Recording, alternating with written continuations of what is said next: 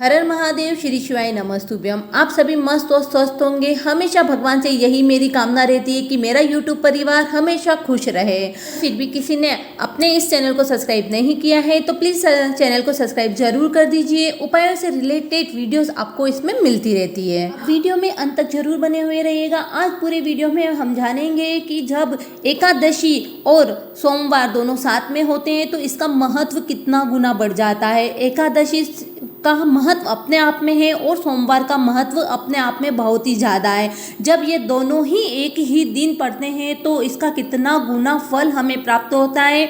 शिव महापुराण के अंतर्गत, स्कंद पुराण के अंतर्गत इसका बहुत वर्णन किया गया है। कोई कार्य अगर आपका जीवन में अटका हुआ है, नहीं हो रहा है, किसी चीज़ की आपको लालसा है कि वह हमें प्राप्त होनी चाहिए, आपकी कहीं दिनों से ख्वाहिश है कि कोई कार्य मुझे करना है, नहीं हो रहा है, चाहे वो व्यापार से रिलेटेड हो या चाहे किसी भी चीज़ से संबंधित हो, आप इस एकादशी यानी कि सोमवार के दिन होने वाली एकादशी के दिन ये कुछ उपाय कर लीजिए जिससे आपके सारे काम बनने लग जाएंगे। कि जब हरि और विष्णु यानी हरिहर नारायण जब आपस में एक ही दिन साथ में रहेंगे तो भक्तों की सारी मनोकामना पूरी हो जाती है। ज़्यादा देर नहीं करते हुए सारे कार्यों की सिद्धि के लिए हम उपाय शुरू करते हैं। इनमें से कोई भी उपाय आप बड़े मन लगाकर करिएगा। सबसे पहले आपको क्या करना है, सुबह स्नान करने के बाद आपको तांबे के लोटे में जल भर करके उसमें थोड़ा कुमकुम व गुड़ मिला करके सूर्य देव को अर्घ देना है। जी, आपको उठना है ब्रह्म मुहूर्त में, क्योंकि इस दिन ब्रह्म मुहूर्त में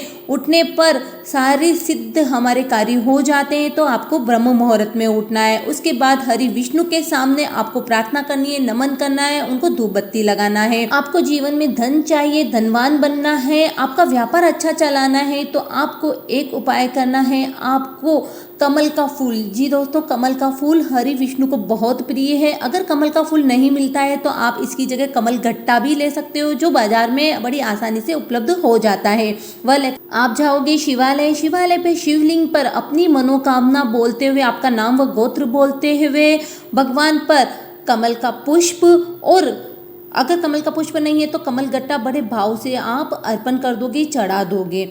यह जो उपाय है वो एकादशी के दिन तो आपको करना ही है। अगर आप हमेशा के लिए स्थायी लक्ष्मी का निवास अपने घर में चाहते हो तो रोजाना जल के पात्र में एक कमल गट्टा आप नित्य प्रतिदिन शिवलिंग पर अगर अर्पण करते हो तो स्थायी लक्ष्मी का वास हमारे घर के अंदर होता है।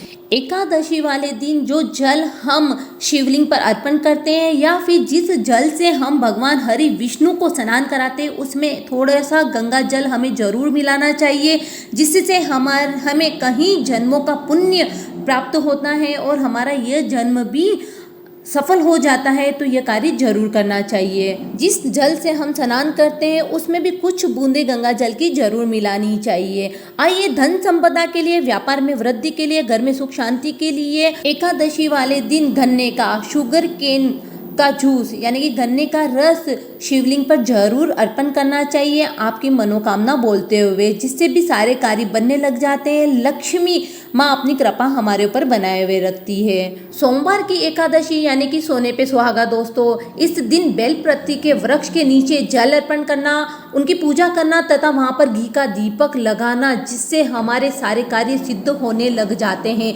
जो जल हम बेलपत्ते के वृक्ष के नीचे अर्पण करते हैं उसी जल को थोड़ा लेकर के हमें हमारे बालों को गीला करना चाहिए, जिससे 68,000 तीर्थों में स्नान का पुण्य हमें प्राप्त हो जाता है। और यहाँ दीपक लगा देने से, इनकी पूजा करने से माँ लक्ष्मी प्रसन्न होती है, माँ पार्वती प्रसन्न होती है तथा माँ सरस्वती प्रसन्न होती है। तो इस दिन एकादशी वाले दिन आप यह कार्य करना ना भूलें, जिससे माँ लक्ष्मी, सरस्वती व पार्वती की कृपा, अटूट कृपा हमारे ऊपर बनी हुई रहे, कुबेर भंडारी की कृपा बनी हुई रहे तथा हमारा जीवन सुखमय हो जाए। जितने कष्ट, जितनी तकलीफें जीवन में चल रही है वह सारी दूर होती चली जाएगी।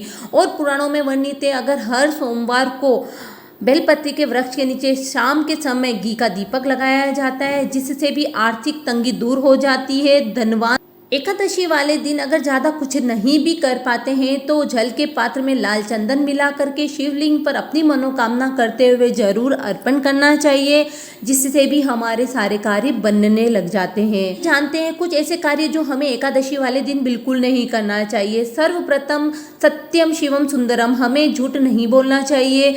गाय को गुड़ खिलाना चाहिए, रोटी उस दिन नहीं खिलाएं तो अति उत्तम माना जाता है।